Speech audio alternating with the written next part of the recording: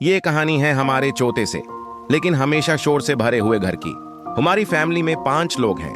अब्बू, अम्मी, मेरा बर्रे भाई हमजा, चौथी बेहा आयशा और मैं।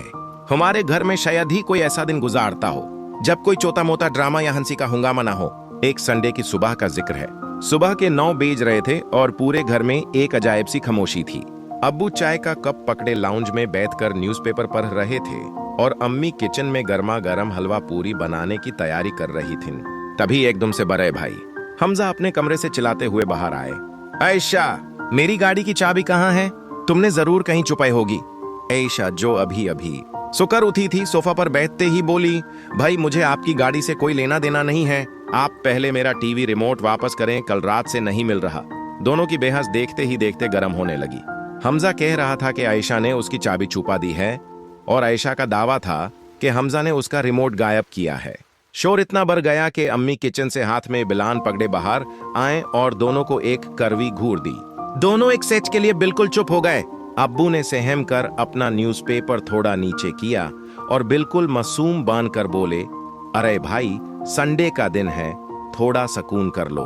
अचानक मेरी नजर सोफा के कुशन्स पर गई। मैंने कुशन हटाया तो वहां हमजा की गाड़ी की चाबी पर ही हुई थी। हमजा थोड़ा शर्मिंदा हुआ, लेकिन फिर उसने पूछा, चलो चाबी तो मिल गई, लेकिन आयशा का रिमोट कहाँ है? तभी सबकी नजर अब्बू पर गई। अब्बू न्यूज़पेपर के पीछे मुंह छुपाए हुए थे, लेकिन उनके दूसरे हाथ में टीवी का रिमोट था। वो चुपके से अपना फेवरेट क्रिकेट मैच का रिप्ले देखने के लिए रिमोट अपने पास छुपा कर बैठे थे ताकि आयशा अपना ड्रामा ना लगा ले। यह देखते ही पूरे घर में जोरदार कहकाहा गूंज उठा। अम्मी ने सर पकड़ लिया। हमजा और आयशा अपनी बेहस भूल कर हंसने लगे और अब्बू बस मुस्कुराते हुए चाय की सिप लेने लगे। शाम को जब हम सब एक साथ नाश्ते की टेबल पर बैठे तो मुझे एहसास हुआ कि यह छोटी छोटी नोआक झोंक, ये रूठना और मनाना ही तो एक फैमिली की असली खूबसूरती है। रिश्तों में थोड़ी शरारत और बहुत सारा प्यार हो तो घर जन्नत बन जाता है। अगली सुबह यानी सोमवार का दिन घर में एक नए हंगामे के साथ शुरू हुआ। संडे की मस्ती के बाद सोमवार की सुबह हर घर की तरह हमारे घर में भी किसी जुंग से कम नहीं होती थी। सुबह के 7 बज रहे थे। अम्मी की आवाज पूरे घर में गूंज रही थी, उठो सब, ऑफिस और यूनिवर्सिटी का टाइम हो गया है। आयशा अपने कमरे से एक पाँव में जूता पहने और दूसरे हाथ में किताबें पकड़े भगती हुई बाहर आए। अम्मी, मेरा असाइनमेंट नहीं मिल रहा, कल रात मैंने डाइनिंग टेबल पर रखा था। तभी हमजा अपने कमरे से तैयार होकर निकला। उसके हाथ में वही असाइनमेंट के कागजात थे जिन पर उसने अपने ऑफिस के कुछ पॉइंट्स जोट डाउन कर लिया था। आयशा ने जैसे ही वो कागजात देखे, उसका पारा हाई हो गया। भाई, ये मेरा यूनिवर्सिटी का फाइनल प्रोजेक्ट है, आपने इस पर अपने ऑफिस के नोट्स क्यों लिख दिए? हमजा ने हैरान होकर कागज देखा और अपना सर पकड़ लिया। ओहो, मुझे लगा यह मेरा रफ नोट पैड है। रात को लाइट कम थी तो धुंधल में मुझे समझ नहीं आया। अभी दोनों की बहस शुरू ही हुई थी कि अब्बू अपने कमरे से तैयार होकर बाहर आए। उनका तीर थोड़ा टेढ़ा था और वो बहुत जल्दी में लग रहे थे। भाई जल्दी करो, आज मेरी बोर्ड मीटिंग है, लेट हो गया तो बॉस ने गुस्सा होना है। अम्मी ने किचन से आते हुए सबके हाथ में एक एक टोस्ट और चाय का कप पकड़ाया और बोली, तुम सब लोग पहले यह नाश्ता खत्म करो और हमजा, अभी के अभी आयशा के असाइनमेंट की फोटोकॉपी करवा कर दो या फिर अपने लैपटॉप से प्रिंट निकाल कर दो। हमजा ने फौरन अपना लैपटॉप खोला, आयशा की हेल्प की और 10 मिनट में नया प्रिंट आउट निकाल कर दिया। आयशा ने थोड़ी नाराजगी से प्रिंट लिया, लेकिन फिर भाई को देखते ही उसके चेहरे पर मुस्कुराहट आ गई। थैंक यू भाई, वैसे आपकी हैंडराइटिंग बहुत बुरी है। हमजा ने यूज घूरा, लेकिन फिर दोनों हंस पड़े। अबू ने चाय का आखिरी सिप लिया, अपनी घड़ी देखी और बोले, चलो भाई, कैरेज तैयार है, सब गाड़ी में बैठो। जब सब लोग घर से बाहर निकाल रहे थे तो अम्मी दरवाजे पर खड़ी होकर मुस्कुराते हुए सबको देख रही थीं। घर में चाहे कितना भी शोर शराबा और हंगामा हो, लेकिन जब भी किसी पर कोई मुश्किल आती तो सब एक दूसरे की मदद के लिए सबसे पहले खड़े होते थे। घर का दरवाजा बैंड हुआ और एक बार फिर शोर के बाद वही सुकून छा गया। शाम के 6 बज रहे थे। दिन भर की भगदौड़ के बाद घर में एक दूसरे के वापस आने का सिलसिला शुरू हो चुका था। सबसे पहले अब्बू आए, थके हुए लेकिन चेहरे पर सुकून था। फिर हमजा और आयशा भी वापस लौट आए। अम्मी ने सबके आते ही किचन से गरम गरम समोसे और चाय की खुशबू से लाउंज को महका दिया। लेकिन शाम की ये चाय आम चाय नहीं होने वाली थी। अम्मी ने जैसे ही चाय का ट्रे टेबल पर रखा, उनके चेहरे पर एक मखसूस मुस्कुराहट थी जो हमेशा किसी बड़े सरप्राइज का इशारा होती थी। सुनो सब, अम्मी ने चाय डालते हुए कहा, अगले महीने हमारे फुप्पो के बेटी की शादी है कराची में और हम सब पूरे 1 हफ्ते के लिए जा रहे हैं। सुनो ही था कि लाउंज में एकदम सन्नाटा छाया। और फिर अचानक शोर मच गया। कराची? आयशा खुशी से उछल पड़ी। अम्मी, मतलब शॉपिंग, बीच और बिरयानी? हमजा ने थोड़ा सोचते हुए कहा, लेकिन अम्मी, मेरे ऑफिस से हफ्ते की छुट्टी मिलना थोड़ा मुश्किल है। अब्बू ने ची का सिप लिया और मुस्कुराते हुए बोले, नहीं बेटा, मैंने तुम्हारे बॉस से बात कर ली है, छुट्टी का मसला हल हो जाएगा। लेकिन असल मसला यह है कि हम जाएंगे कैसे, ट्रेन से या फ्लाइट से? बस फिर क्या था, शाम की चाय एक जबरदस्त मुबाहिस से डिबेट में बदल गई। आयशा कह रही थी कि ट्रेन का सफर रोमांटिक और फन होता है, जबकि हमजा का कहना था कि फ्लाइट से टाइम बचेगा और जल्दी पहुंच जाएंगे।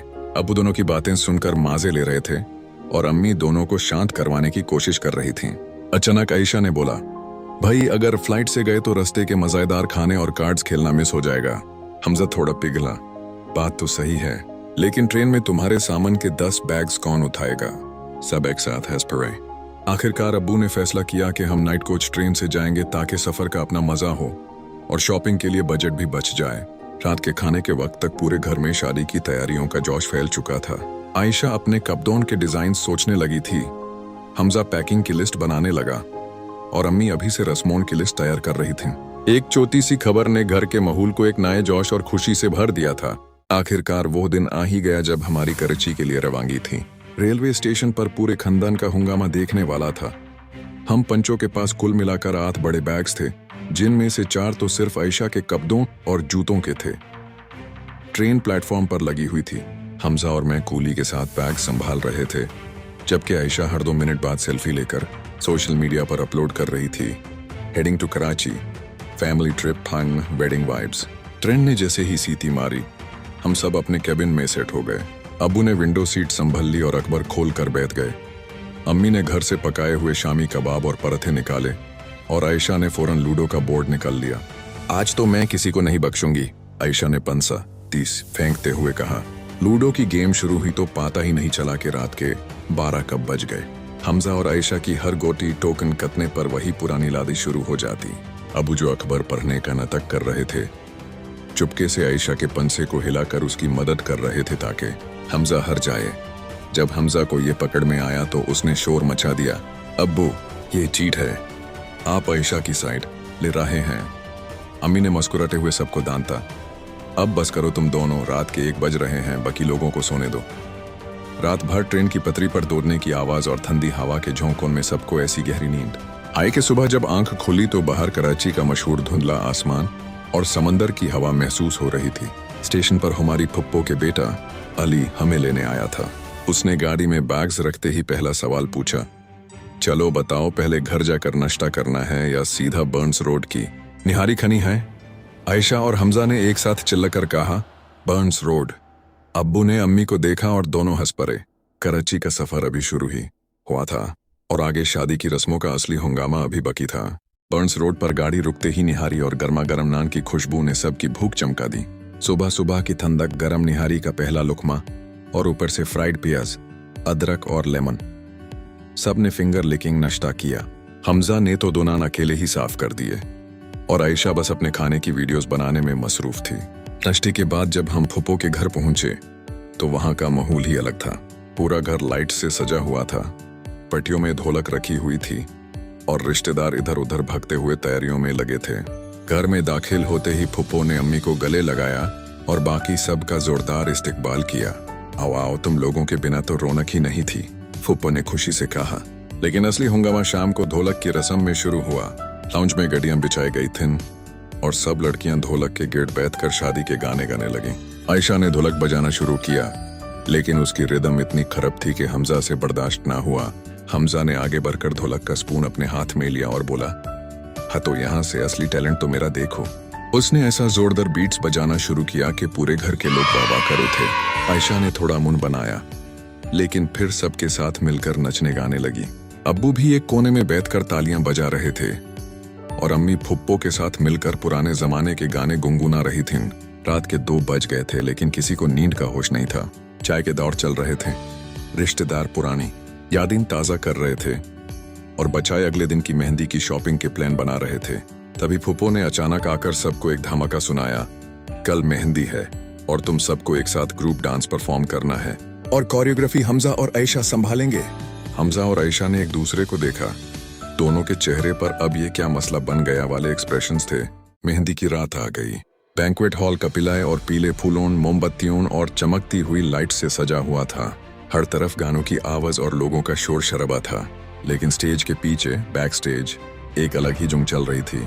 हमजा और आयशा पूरे खानदान को एकता करके लास्ट मिनट डांस प्रैक्टिस करवा रहे थे। अब वो स्टेप भूलना नहीं है। आयशा ने अपना लहंगा संभलते हुए कहा, जब गाना बदलेगा तो आपको राइट तरफ हाथ घुमाना है, लेफ्ट नहीं। अबू ने मासूमियत से मस्कुरा कर कहा, बेटा मेरे से जितना घूम सकता है घूम गया, अब ज्यादा घुमाया तो कमार का पेन किलर खाना पड़ेगा। सब लोग हंस पड़े। खैर एंकर ने जैसे ही हमारी फैमिली का नाम अनाउंस किया, हम सब स्टेज पर आ गए। पहले तो हमजा और आयशा ने जोरदार बीट पर एनर्जेटिक डांस स्टार्ट किया, जिससे पूरा हॉल तालियों से गूंज उठा। फिर प्लान के मुताबिक मिडल में अब्बू और अम्मी को सेंटर स्टेज पर बुलाया गया। अम्मी थोड़ा शर्मा रही थी, लेकिन अब्बू ने उनका हाथ पकड़ा और बिल्कुल 90s के हीरो की तरह एक छोटा सा स्टेप किया। यह देखकर फुप्पो दुल्हन और पूरे हॉल ने ऐसी सीटियां और तालियां बजाया कि अब्बू के चेहरे पर अलग ही रौनक आ गई।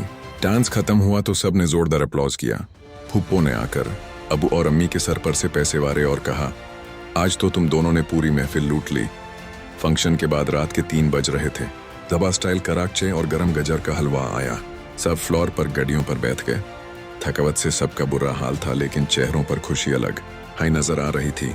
हमजा ने आयशा को देखा और बोला, मान गए तुम्हारी कोरियोग्राफी इतनी भी बुरी नहीं थी। आयशा ने अपना आखिरी गुलाब जामुन उठाते हुए कहा, और आपका ढोलक का टैलेंट भी काम आ गया भाई। कल बारात का बड़ा दिन था, लेकिन इस रात की ये हंसी, ये तालियां और खानदान का यह साथ हम सब के दिलों में हमेशा के लिए कैद हो गया था। बारात का दिन आया तो पूरा घर किसी वॉर जोन में बदल गया। शाम 8 बजे का फंक्शन था, लेकिन शाम 5 बजे से ही वॉशरूम के बाहर लाइन लगी हुई थी। ये अंदर कौन है? 1 घंटे से हमजा ने दरवाजा खटाई हुए चिल्लाया। अंदर से आयशा की आवाज आए, भाई 2 मिनट, बस आईलाइनर लगा रही हूँ। 2 मिनट? तुम पिछले 40 मिनट से आईलाइनर ही लगाती रहेगी। हमजा का पारा हाई हो गया, क्योंकि उसने अभी तक शेरवानी भी नहीं पहनी थी। खैर किसी तरह सब तैयार हुए। अबू ब्लैक शेरवानी में बिल्कुल रॉयल लुक दे रहे थे। अम्मी मरून सरी में बहुत प्यारी लग रही थीं, और आयशा अपने भरी लहंगे को संभालते हुए हर स्टेप पर गिरने से बच रही थी। बैंक्वेट हॉल पहुंचे तो बारात का जोरदार इस्तकबाल हुआ। आतिशबाजी, फूलों की पत्तियां और जोरदार ढोल।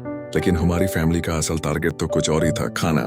आयशा और हमजा शाम से भूखे बैठे थे, ताकि बिरयानी और मुट्टन कोरमा के साथ पूरी इंसाफ कर सकें। जैसे ही एंकर ने अनाउंस किया कि बफेट इज ओपन, दोनों भाई बहन ने एक दूसरे को देखा और टारगेट की तरफ तेजी से बढ़े। लेकिन वहां पहले से ही एक लंबी कतार लगी हुई थी। हमजा ने दिमाग चलाया और चुपके से वीआईपी टेबल की तरफ निकाल गया, जहां वीआईपी केटरिंग चल रही थी। वहां से गरम गरम चिकन मलाई बोती और खीर का प्लेट भर के ले आया। आयशा ने जब देखा तो बोली, भाई आपने मुझे नहीं बताया, जांग और बफे में सब जायज है चोटी। हमजा ने एक बोती मुंह में डालते हुए बोला, लेकिन मजे की बात यह हुई कि जब अब्बू और अम्मी टेबल पर आए तो अब्बू के हाथ में पहले से ही 2 प्लेट्स बिरयानी की भरी हुई थीं। वो वीआईपी लाइन से भी पहले खाना निकल चुके थे। अब्बू आप तो हमसे भी ज्यादा फास्ट निकले, हमजा ने हैरान होकर कहा। अब्बू ने चाय की सिप ली और बोले, बेटा जब तुम पैदा भी नहीं हुए थे तब से हम वेडिंग बफेट्स हैंडल कर रहे हैं। पूरी टेबल पर का कहा लग गया। खाना वाकई जबरदस्त था, और उससे भी बेहतर था सबका एक साथ बैठकर मजाक उड़ाना और हंसना। रुखसती के वक्त थोड़ा माहौल घुंगम हो गया। फूफो और दुल्हन की आंखों में आंसू थे, लेकिन अम्मी और अब्बू ने सबको संभाला। यह दिन जहां खुशी और मस्ती से भरा था, वहां रिश्तों की खूबसूरती को और पक्का कर गया। रात के 4 बजे जब हम वापस घर पहुंचे तो सबके पांव थकावट से चूर थे, लेकिन बातें खत्म होने का नाम नहीं ले रही थीं। वलीमा का दिन सफर का आखिरी और सबसे सुकून वाला दिन था। बारात के शोर शराबे और हंगामों के बाद वलीमा की शाम थोड़ी लाइट और एलिगेंट थी। बैंक्वेट हॉल में सॉफ्ट लाइट्स और सुकून भरी म्यूजिक चल रही थी। सब लोग अच्छे कपड़े पहनकर रिलैक्स्ड मूड में बैठे थे। आयशा और हमजा जो बारात पर बिरयानी के लिए लड़ रहे थे, आज थोड़े तमीज से वीआईपी टेबल्स पर बैठकर सज्जी और आइसक्रीम का मजा ले रहे थे। खाने के बाद फुप्पो ने सबको लाउंज में एकता किया और वापसी के लिए कुछ मजेदार गिफ्ट्स और कराची के मशहूर हलवा और मिठाइयों के बॉक्सेस दिए। अम्मी और फुप्पो की आखिरी वक्त की बातें और इमोशनल हग्स खत्म होने का नाम नहीं ले रहे थे। अगली सुबह हमारी वापसी की ट्रेन थी। ट्रेन में बैठते ही सब पर एक अलग ही थकावट और उदासी छाई हुई थी। वापसी का सफर हमेशा थोड़ा खामोश होता है। ना वो लूडो की शोर शराबी थी, ना ही गेम्स की जिद। आयशा खिड़की से बाहर देखते हुए ठंडी हवा के झोंकों में खोई हुई थी। हमजा ईयरफोन्स लगाए गाने सुन रहा था और अब्बू अम्मी एक दूसरे के साथ कराची के ट्रिप की अच्छी यादें शेयर कर रहे थे। रात के वक्त जब ट्रेन अपने शहर पहुंचने वाली थी तो हमजा ने अचानक सबको देखा और बोला, वैसे ट्रिप खत्म हो गया लेकिन मजा बहुत आया। आयशा ने अपना सर हमजा के शोल्डर पर रखा और बोली, हाँ भाई, घर जाकर फिर से वही बोरिंग रूटीन शुरू हो जाएगी। अबू ने दोनों के सर पर हाथ रखा और मुस्कुराते हुए बोले, रूटीन बोरिंग नहीं होती बेटा, हम किस तरह साथ रहते हैं वो उस दिन को खास बनाता है। संडे आए या मंडे, हमारी फैमिली का ड्रामा कभी खत्म नहीं होने वाला। सबके चेहरों पर एक हल्की सी मुस्कुराहट आ गई। घर वापस पहुंचकर जब दरवाजा खुला तो वही पुराना लाउंज, वही सोफा और वही टीवी रिमोट हमारा इंतजार कर रहा था। लेकिन इस बार हमारे पास यादों का एक नया एल्बम था। बहुत सारी सेल्फीज, बेसुरी ढोलक, वीआईपी बफे की चोरी और सबसे बढ़कर एक दूसरे के लिए बहुत सारा प्यार। घर की लाइट्स ऑन हुई। अम्मी ने एक बार फिर किचन में चाय का पानी चढ़ाया और हमारी छोटी सी प्यारी सी फैमिली की जिंदगी वापस अपने खूबसूरत रास्ते पर चल पड़ी। यह थी हमारी फैमिली की एक छोटी सी मजेदार कहानी। उम्मीद है आपको पसंद आई होगी। अगर आप किसी और टॉपिक पर या नए कैरेक्टर्स के साथ कोई स्टोरी चाहते हैं तो जरूर बताएं।